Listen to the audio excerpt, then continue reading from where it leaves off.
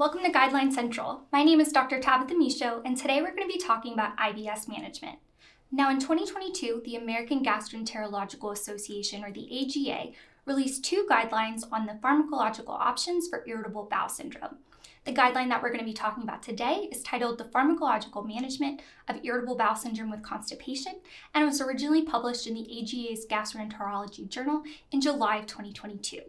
Now, the purpose of this guideline is to provide an updated technical review and guideline for the pharmacological options in treating IBS-C.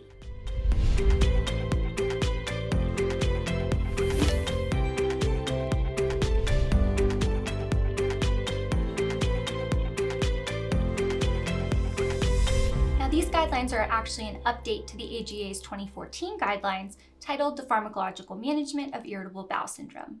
Now, in those guidelines, the AGA had included recommendations for both IBS with constipation and IBS with diarrhea. But in their 2022 update, IBS-C and IBS-D were both given separate guidelines. So today we're only going to be talking about the recommendations from the IBS with constipation guideline. But if you're looking for the content on IBS with diarrhea, you can find that on our website at guidelinescentral.com. Now, before we get into the recommendations, I just want to mention, for this guideline, the AGA has used the grade approach, which means each of their recommendations has been evaluated and assigned both a strength of recommendation as well as a certainty of evidence grading.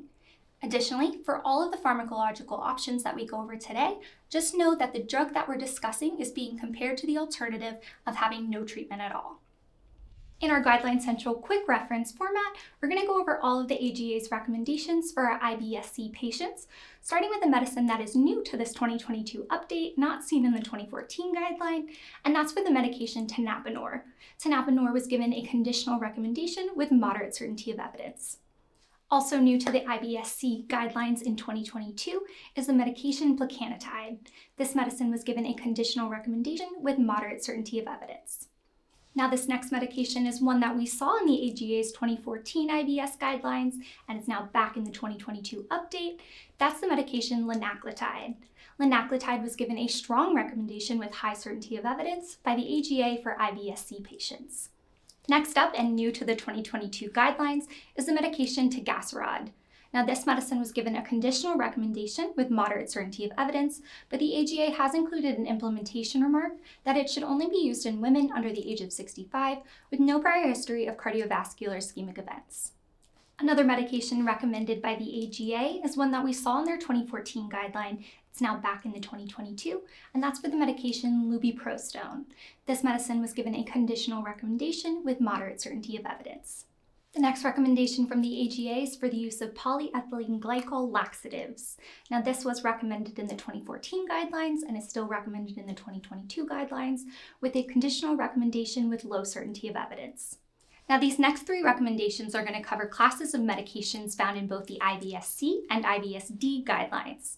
So for the strength of recommendation and certainty of evidence grading for each of the recommendations we give, just know that these apply to both IBS-C and IBS-D patients.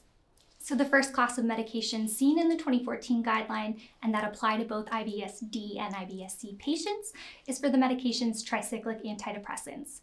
TCAs were given a conditional recommendation with low certainty of evidence. The next medication is for antispasmodics.